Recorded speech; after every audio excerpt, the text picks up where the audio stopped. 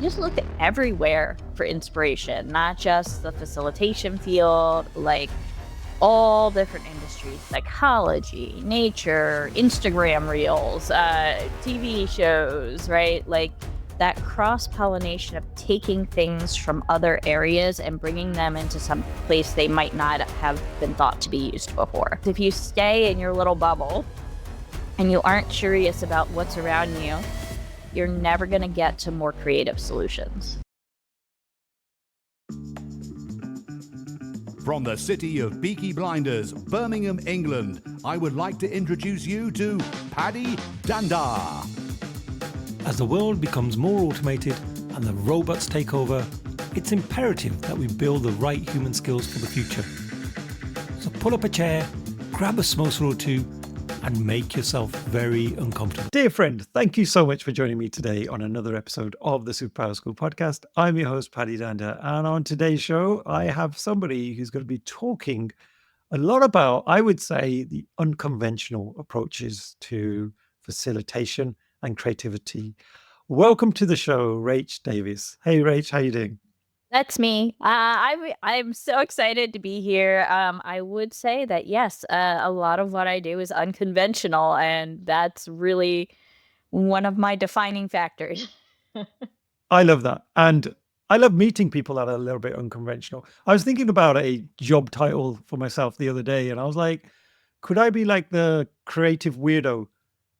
And Yeah, why that's not? something, right? Because nobody expects that. And then if someone sees that title, they'll be like, oh, what's this all about? And it gets you curious. So, Yeah, anyway. I was writing some descriptors the other day because I'm thinking about starting a Substack next week, and I was writing little descriptors on my thing, and I was like, okay, what can I call myself? All right, I'm a facilitator, Miro hero, and then I was like, ooh, what about like Butter Brainiac for like the Butter app for everyone that's familiar with Butter? I was like, okay, what can I say that's not like expert or wizard? like, so yeah. Yeah. For this episode, what is a superpower you're bringing to our audience today?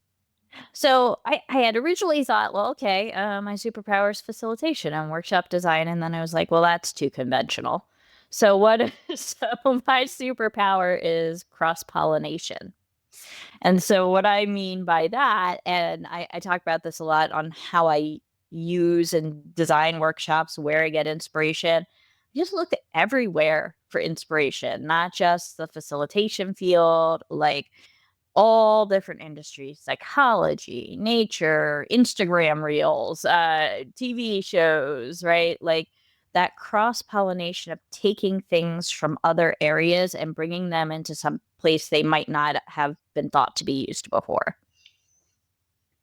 That is superb. And I think we need more of that now, don't we? Because you mentioned you're starting a Substack. I have a lot of my podcasts hosted on Substack, and you see a lot of people on there, but you can tell those that have really put an effort and those that haven't, because much of it is AI generated at times. And so having that unconventional thinking, it's Well, what you makes you. can pollinate with AI, but you have to put the human back into it. You have to pollinate it with something else.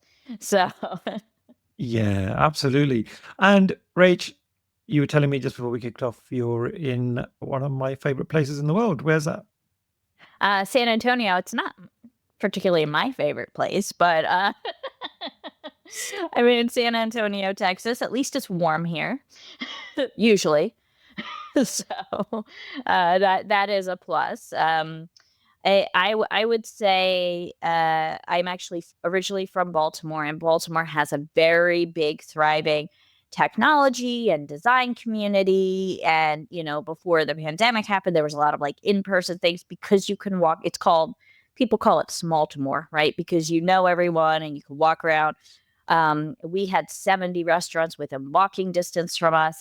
In San Antonio, everything is a 35-minute drive. Does not matter how far away it is from you. It is a 35-minute drive. It is just up the road. You're going to hit traffic. It's going to be a 35-minute drive. So, Oh, I hear you on that one. So I did actually visit San Antonio one time, and mhm. I said I was going to save this story for the podcast Yeah, episode. let's hear it. Well, this is quite a few years ago. I was invited to a conference out in San Antonio, and it was called the Building Business Capability Conference. And a good friend of mine, local to me here, Sam, I roped him into coming along on this trip. And first of all, never trust me with booking flights, because I booked about 4 different legs to the trip, and it took us ages to get there. But we actually landed in Austin. Oh, yeah. Mm-hmm. And then we got an Uber from Austin to San Antonio. That probably was an expensive Uber. It sure was, but it was entertaining. And we got there really late. And I remember our taxi driver, he was a young lad. And my friend had asked me during the flight, said, have you done your research? Like, where are we going to go? Is there some cool places in San Antonio? And I was like, yeah, there's some really good places. Don't worry, I'm on it. And I said, look, everyone's told me go to the Alamo, right? It's super famous. Everybody's been telling me the Alamo. And so we got in the taxi, and the taxi driver was like, so where do you want to go? And I said, we want to go to the Alamo. We want to go straight there. That's the first place we want to go. And he was like, well, but it's quite late. And I was like, yeah, but it's open, right? And he went, no, I don't think so. And then I went, wait, what kind of nightclub is this? Okay, that's fantastic. So I had no idea, because everybody's bigging it up like, oh, it's a place to go. You got to check it out. Don't leave there without going there. And we got there, and it obviously wasn't a nightclub at all. But No, not at all. No. Woo. Yeah, I've been in San Antonio about 7 years. So if you were at a conference, you were likely around like the Riverwalk. We were like about 45 minutes away from downtown San Antonio. So like that area. But I used to be a director of communications for a nonprofit in San Antonio, where we ran a week-long festival called Fiesta. It's for about like 3.5 million people every year. And it's located all down there, downtown, and in the whole downtown basically shuts down for this thing, right? I will never go to one again after being that director of communications. It is craziness, and I was my first year in San Antonio, but I got to know the city through it, so that was a plus. the Riverwalk's super cool, though, Yeah. isn't it? I remember For like we 2 taking days. a walk down there. Yeah, yeah, for 2 days. Yeah. I got a lot of love in San Antonio, because I Yeah. think a lot of the locals, they couldn't work out like what I was, and they thought I was Mexican. And so I had people coming up to me going, hey, how you doing? Where you from? And I was like, I'm from England. And they're like, oh, Mexican living in England. I was like, no, but I can be. I mean, that's fantastic. Yeah. So a lot of locals couldn't quite get the fact that I had a British accent. And so I'm going to go back in time a little bit, Rach. Okay. And I'd like to explore a little bit about how you got into facilitation, because I was looking at your LinkedIn, and you have lots and lots of different jobs along the way. Very zigzaggy background. Like I was just telling you about the nonprofit that I was a director of communications for. So that was zigzaggy. So I have about a 20-year career so far. Yeah, I'm a lot older than I look. And you're only 21. Yeah, that's amazing. 42. The answer to life, everything in the universe. So I actually started out, if you could believe it, in like business development. My degree is in mass communications. I have, public relations, strategic communication. That's kind of where my degree is. Not that I use my degree for anything, because I feel like everything I just kind of learn from experience. But I started out in a business development department, because that was where I could get my foot in the door. And so there was a lot of communication, of course, involved in that, and talking to people.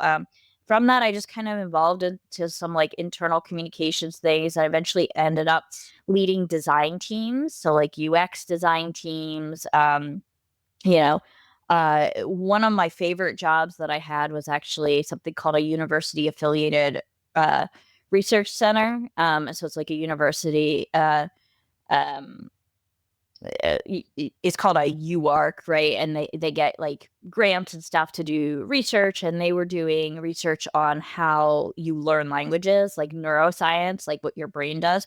But my job there was to coach and teach the researchers on how to present their research to, show impact and get more funding, right? So like not starting with and our sample size was blah, blah, right, like kind of getting them to the storytelling aspect of it, right, and the impact aspect. And I think that's one of the things that initially got me really excited about kind of facilitating conversations, right? And then, with all my other jobs, I've worked at design agencies. I have a background in brand strategy, which led to a lot of brand strategy workshops. But really, that kind of moment for me was like when people started coming to me and telling me they liked my meetings, and it like felt like the time flew by, and I was like, all right, well, that's just kind of like a byproduct of what I do. Why don't I make it the thing I do? And so that was kind of a turning point for me. You mentioned cross-pollination. Yeah. So tell me more about that. What does that mean for you? So if you think about the concept like from a design thinking standpoint, which I also have a background in, right? One of the famous kind of case studies or things they use to describe cross-pollination is, okay, let's say you were designing a hospital waiting room, right? Would you just go out and look at other hospitals, or would you get inspiration from somewhere else where you might go look at, hotel lobbies? Or you might go look at other areas that aren't related to the medical industry per se, but you can pull ideas and inspiration and try to think about how things could be applied in different situations. And that's really the only way you get to creative problem solving, right? Because if you stay in your little bubble and you aren't curious about what's around you, you don't look at people interacting with other things or read other things, right? You're never going to get to more creative solutions. And can you share a moment where you had this encounter of finding a really unexpected idea through a Yeah. workshop? Or for a workshop, I found, so I think I mentioned this before we got started. I'm not now. I'm going to say it on recording, but reels. So I like to shut off my brain sometimes and scroll through Instagram reels, right? And so one day I actually saw it was like a comedian on a reel, right?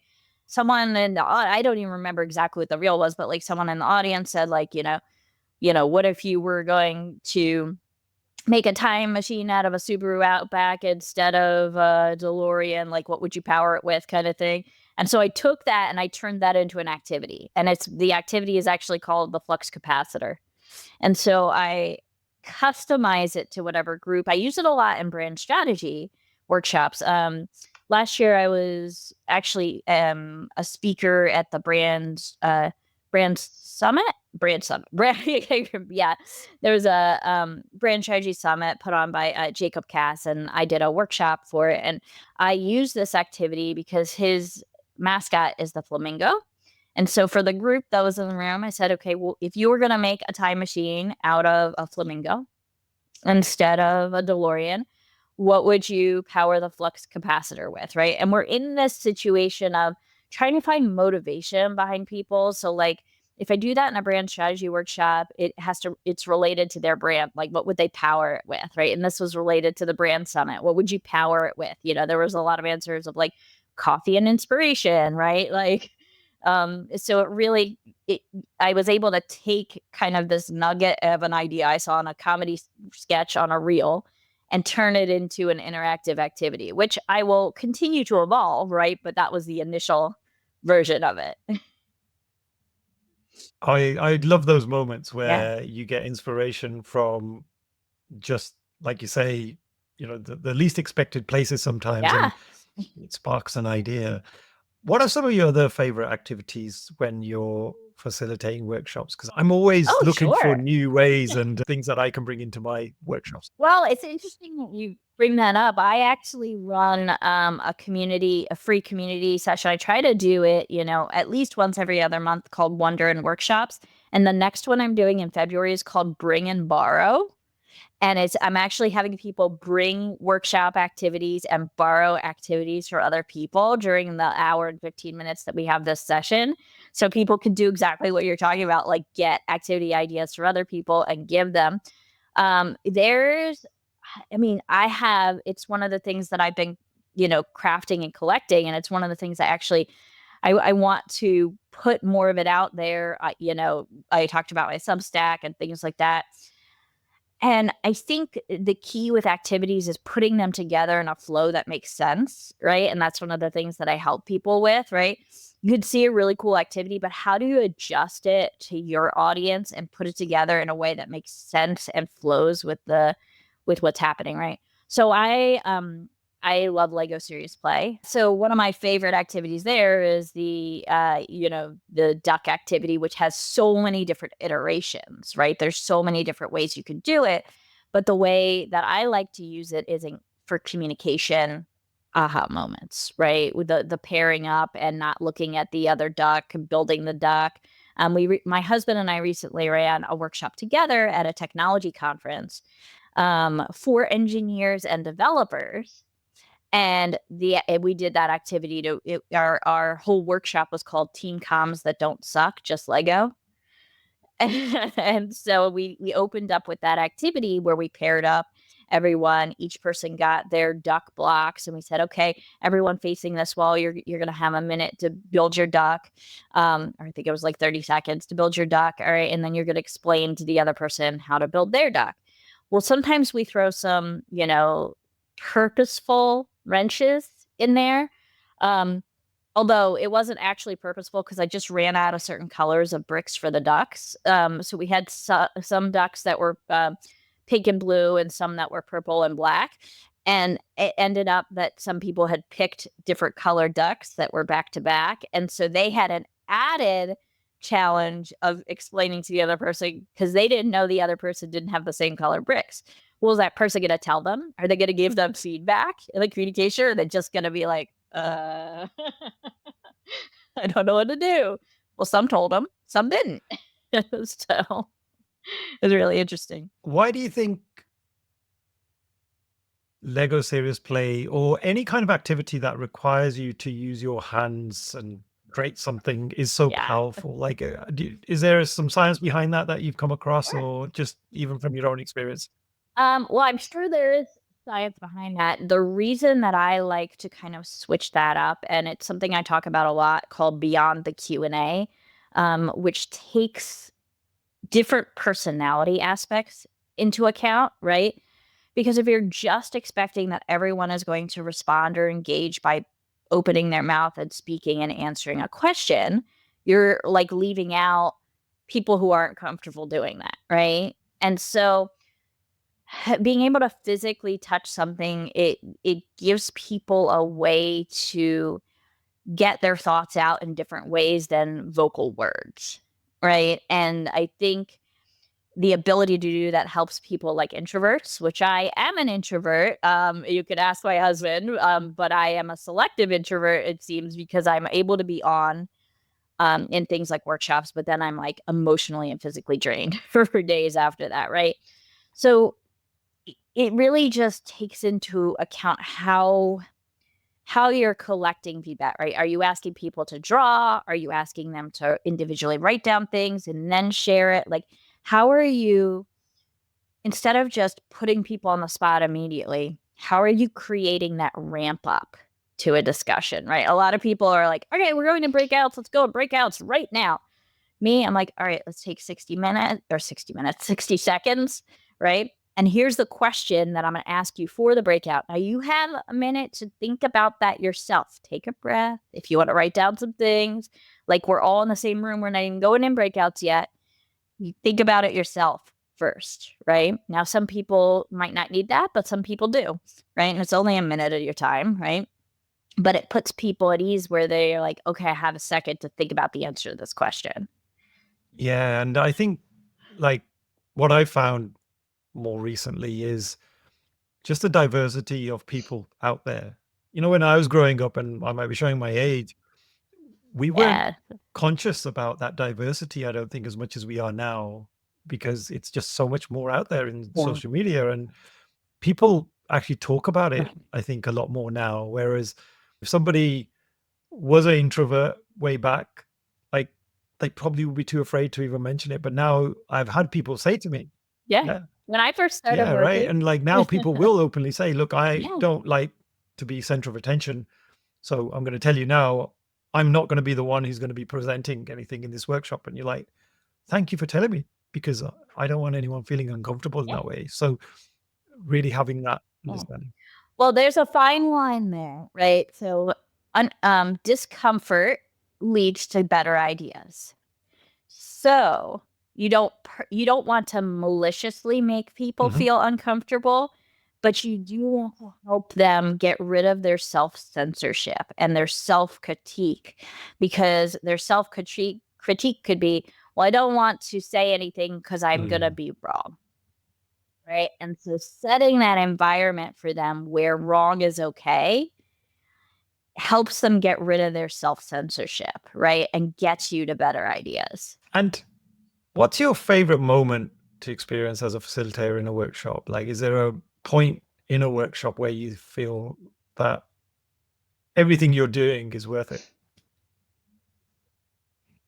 Yeah, I think for me it's a smile, just to smile. Like when people, because when you're smiling, you actually have better, more creative ideas. It's a small micro action of your body that changes how you think or talk, right? Um, it's like one of the things, you'll like this because it's superhero related. So my husband tells me in the morning to do my superhero pose in the mirror, right? That's a very good superhero pose, by the way. I love that. There you go. Yes, there you go. I think um, how your body feels, and I have another story about kind of body reactions as well, but um if people are like, okay, I can do this, right? It could just be like a content smile. Or it could be like, oh, this is, more fun than I thought it would be, or this is more energetic than I thought it would be. Um, I also like when people change their mind in workshops. So I don't want people to have the same idea all the way throughout, right? Like the point is to collaborate and to hear other ideas and to build on ideas. And it's okay to change your mind, or when people expand their ideas and they're like, oh, okay, I wasn't thinking about that before. And now I'm thinking about that. Let's, could we do this? Right. So I like when those sometimes potential tension leads to something more impactful at the Oh, end. brilliant. And you mentioned you have another story. Oh, yeah. So I'm a big fan of the full body yes. Have you heard of this? Not in that way, but explain it, and it might be something that I've come across. Okay. Okay. So, like, right now, if you were to think about a food that you absolutely love and like eating that food, like close your eyes and like think about it. What does your body do? Is it relaxed? Does it get like how does your body feel? Now I want you to think about a food you absolutely hate and someone was making you eat that. Close your eyes, like, Oh how does your man, I body hate feel broccoli. now? like it tense up. I like broccoli, but all right, but it tenses up, right? So when your body, when your body tenses up, and that's a no, right? Like it's telling you something. But if your body's like, oh yeah, that's like, and so that's what I tell people to like feel for, like when they're hearing things in a workshop, and then kind of talk about why that happened. Why was that a no for you? Right? Like why did your body feel that way? Right? Like because sometimes people don't listen to how their body is reacting to what's happening. Oh, I really like that. That's a really good way of looking at it. And I'm going to delve into a few tools now, because I know often Yeah. when I'm presenting stuff, Like, people don't often care about what I'm saying. They're just like, "Well, what tool did you use?" or "What app is that?" So I know how fixated we get with tooling. You mentioned you use Butter, which is a platform for, I guess, Yes. video conferencing kind of stuff, but also collaboration. Would you tell us a bit more about Yeah.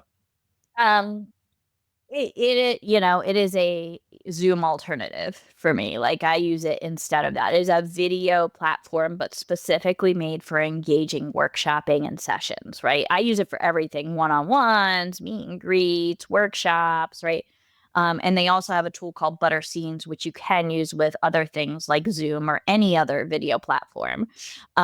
It's kind of like using something like Mentimeter, but like a lot more robust for facilitators. It's not just that aspect of it, Mentimeter recording things in real time. So um, for me, I like to design my sessions to be tool agnostic, that I could run them anywhere.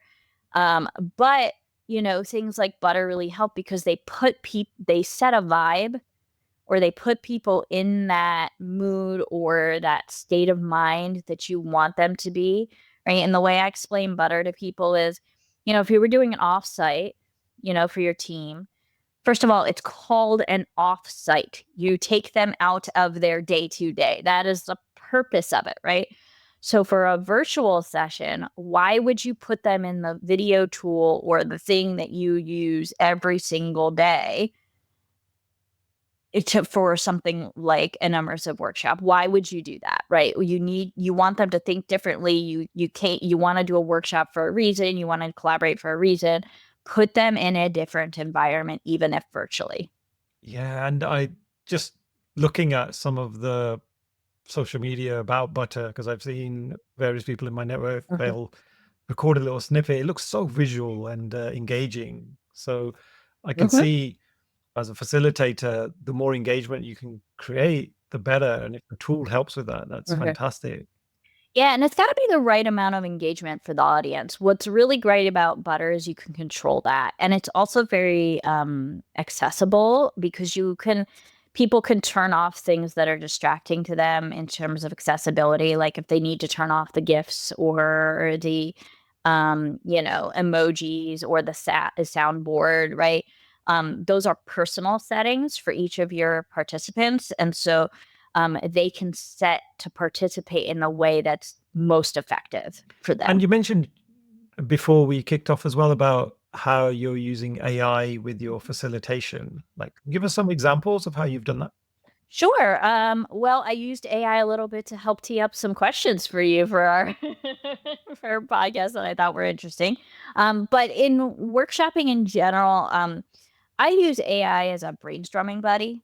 All right. Like I don't take anything that comes out of it at face value. I always combine it with my own thought or things coming from other places in that cross-pollination, you know, respect. But in terms of designing workshops, I use it a lot of times to ask, about when I'm creating and customizing my own activities. I might ask it something about this, like, what would be a cool way to get people to answer this certain type of question?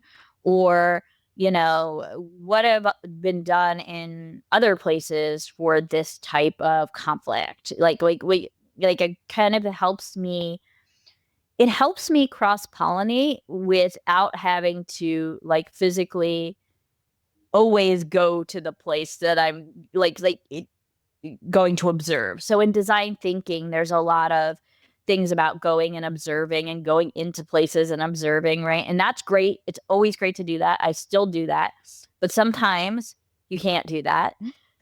Right? And you're like, and you, even if it's like culturally, right? Like you want to know how they do it in a different part of the world, right? um, this is a way to make that more accessible, right? Always check it. Sometimes AI lies, and I've caught it lying before. Like it'll give me quotes from a book, and I'm like, are these really verbatim quotes from this book? And they're like, oh, yeah, you got me. No, they're just kind of paraphrased based on, right? Like, be really vigilant about it, right? Like, just like, be a cynic or be a skeptic. It actually is what I mean there, right? Like, be like, is that really true? Like, just ask it, is that really true? Right? We'll answer you, right? Then always double check, right? I found that out recently with those book quotes, and I was like, well, let me just ask you, are these actual quotes? Because I've read this book and I don't remember those quotes. So that's one way I use it. And then I also use it in terms of summary of observations in a workshop and insights, right? That's one of the biggest ways I use it. I use Otter to transcribe my virtual workshops. And there's an Otter chat in there where I could be like, okay, Otter, I remember us talking about XYZ. Can you pull me some quotes from that part of the conversation? Or can you direct me to that part of the conversation with a link into the transcript, right? That really helps. Or I say, okay, I asked this question in the workshop. What were the responses? Right. And because those were verbally recorded, it can do that. There's also some AI features on Miro. If I had used a Miro board, right, that I could, or I took photos of live post-its and put them on a Miro board afterwards, I can do, summarizing and things like that. Yeah, it's become super useful, hasn't it? And I remember way back in the day when I was starting off my career and I had to facilitate some meetings, workshops, and I never had the luxury of having a scribe in the room. And you'd be with one ear trying to listen, but then also trying to figure out what you're going to ask next. And it became really difficult because you're scribing at the same time. And now I just think these sort of automated tools, the AI tools. I mean, I've got my basic sound recorder on my Android phone that I use, and it can then Uh-huh. transcribe the whole conversation afterwards. So I think Yep. it's just being built into literally everything we touch these days, and it's really making it Yeah. powerful, I think, especially for facilitation, isn't it? Yeah. And there's so much technology out there. I'm not wearing it today, but I have my lapel mics that have, there are two of them in that pack. My husband and I wore those when we were doing the workshop at the conference, and now it didn't really record everyone's answers, but we were mostly interested in recording what we were saying for that particular one, just so we could evaluate how it went, because it was the first time, right? And so we actually videoed it on our phone connected to the microphones while we were doing the session so that we could hear how we facilitated it. Oh, brilliant. And as we fast approach the end of this particular episode, I'm going to ask you a fun question, which I gave you no warning on. If you could have any superpower to abolish something in the world of work, so the thing that really gets you mad, what would that be? And we'll do it for 24 hours because we'll run it as a pilot and see how it goes. I don't know how to word this. So what it would be for me is because that's the way it's always been done mentality, right? That answer, and it kind of ties to a couple of different things. I'm not sure if you're familiar with sacred cows. So a sacred cow is something that someone says, well, this cannot change, right? And most sacred cows are not really sacred cows. And when you get down to okay, well, why can't that change? Well, who put it in place? Well, I don't know. It's just always been that way. Right? These kind of holding on to things that no longer serve you is really something that I'm like, we just get rid of that. But that's, facilitation helps get rid of some of that. It helps people talk through some of those things. But if I could just wave it and be like, all right, let's get rid of all those things you said can change, but actually can. I would do that. And there's so much of that, isn't there, in the world of work? So much. Yeah, you start a new job and people go, well, that's just the way it's always been done. And you're like, but is that the right thing? But is it? Yeah. All right. I was going to share with you, because you asked me earlier about different activities, right?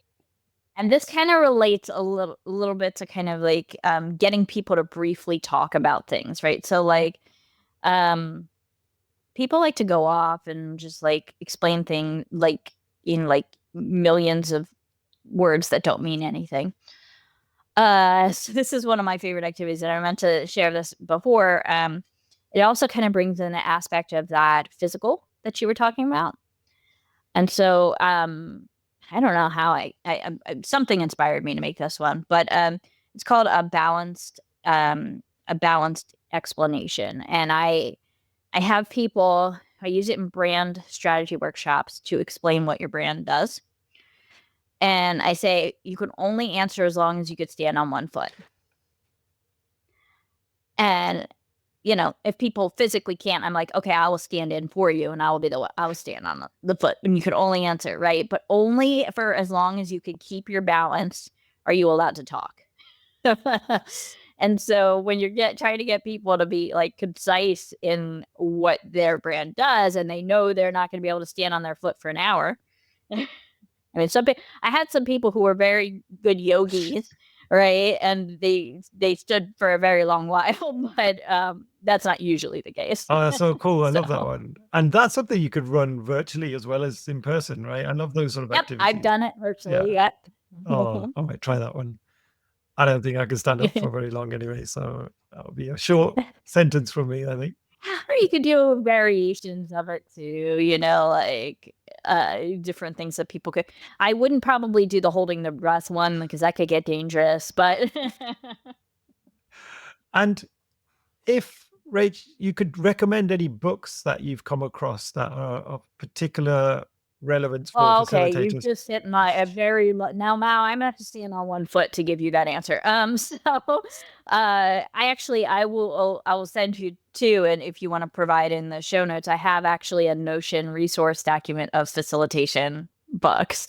But in general, one of my favorite books is not a facilitation book per se, but it's something that's inspired me, and it's been around forever, is Creative Confidence. That is absolutely one of my favorite books. That's by the still. IDEO guys, isn't it? That one. Yes. Yes, yes. Mhm.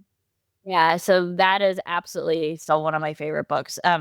When it comes to facilitation, I really liked Facilitating Breakthrough. I thought that one was a really great one in terms of how to facilitate conversations and get to those breakthrough moments. I really like that. Yeah, I could talk about books all day long. Probably another episode there. And Just card there. deck. Yeah. You see all my that's only like a part of my card deck collection up there on the so Oh, brilliant. Well, yeah. thank you so much for sharing that. And Rach, if people want to get in touch with you and find out about the great things that you're doing, how can we do that? So my website is rachdavis.com. And I'm sure you will have that in the notes. LinkedIn is usually where I hang out. I love getting LinkedIn messages. So, you could connect with me on LinkedIn. Can't miss my profile photo. It's so me roaring. A little unconventional, if you will, right? Full circle here on my introduction there.